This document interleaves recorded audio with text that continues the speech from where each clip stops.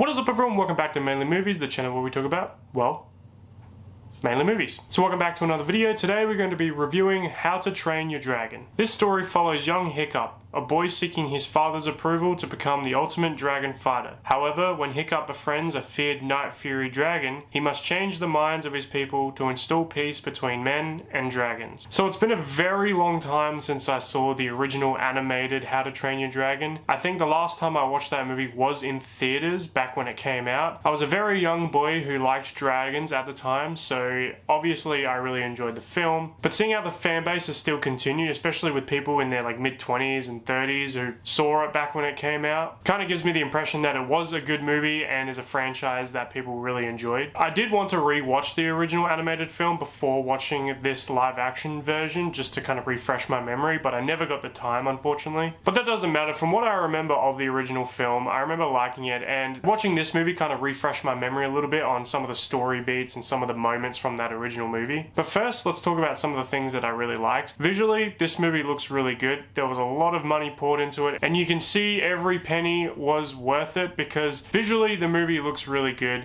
It's a lot cleaner looking than some of the other live action animated remakes that they've done. The costume design, the set design, it all looks really good and mimics the original animated film in a live action version quite well. It keeps the kind of cartooniness of the original animated film and kind of brings it to life, but also kind of keeps the essence of the animated film a little bit, or at least keeps the cartoonishness. Like the design of Toothless, which is the Night Fury dragon, it still looks exactly the same as the original animated movie, except it's not animated, it's kind of like this photorealistic CGI, and it looks good. All the dragons, they look fantastic. The designs are cool. Again, they kind of kept to the original source material, but added that photorealisticness to keep it in tune with the live action stuff. But I think the best thing about this movie is the casting. Mason Thames, who plays Hiccup, was such an amazing choice. Now, is his acting spectacular? I mean, it's very good for the most part. I did see him in the Black Phone movie, which I really enjoyed, and I think he's terrific in that film. But for the most part, in How to Train Your Dragon, he does quite a good job, and he interprets the character of Hiccup from the original film quite well. He kind of adds his own little spin to the character, but for the most part, it reminisces the original one. But overall, the spectacle of the movie was really good. The final sequence of the movie was quite huge and bombastic and very cinematic. Also, Gerard Butler came out of nowhere with just a hilarious performance, but hilarious in a good way. He does such a fantastic job playing like the disapproving father. Now, usually I'm not a big fan of Gerard Butler. I haven't really watched a movie with him that I'm a big fan. I don't really like the movie 300. I know, don't kill me. So I've never really been a big fan of his work, but I honestly really enjoyed his performance in How to Train Your Dragon, and his casting was quite good. There's a few jokes, one in particular that he says that is just absolutely hilarious. If you watch the movie, you might know what I'm talking about. All I'll say, it's in reference to his helmet. But overall, just the casting was spectacular. Now, was a live action remake of How to Train Your Dragon actually worth it?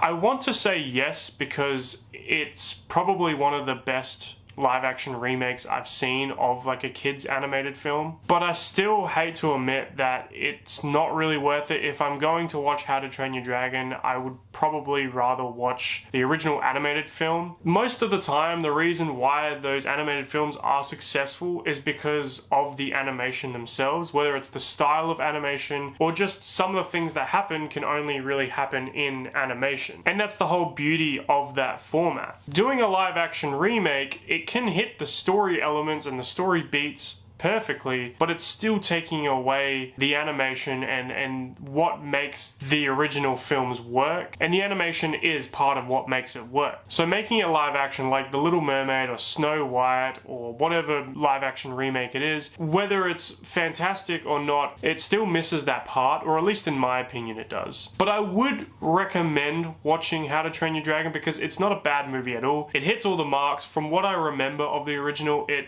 hits all the story beats, and visually it looks good, but in terms of would I rather watch it over the original, no. And I think that's one of my negatives of the film. It just doesn't kind of differentiate from the original. It feels kind of exactly the same, or at least what I can remember, and it is just How to Train Your Dragon. I also think as well that some of the pacing of the movie, especially in the second act, kind of dips a little bit, but for the most part it still is very energetic, and you could take your kids to see the movie and they will be entertained and they will enjoy it because it is upbeat and fun and there's a lot going on. But a little bit in the second act of the film, I did find it a little bit of a slog. And more so when the characters have to travel to another island, I found the setup to the climax just a little bit too long. But if you ask me, it's worth it because the ending, or the final climax of the movie, is huge and is the spectacle that I kind of wanted from this film. But overall, if you're a fan of the original film, there isn't really an issue with the film. It's just I would much rather watch the animated film. But if you actually prefer watching something in live action over animation, then I would recommend this version to you. Now for my overall rating, I'm going to give How to Train Your Dragon a 3 stars.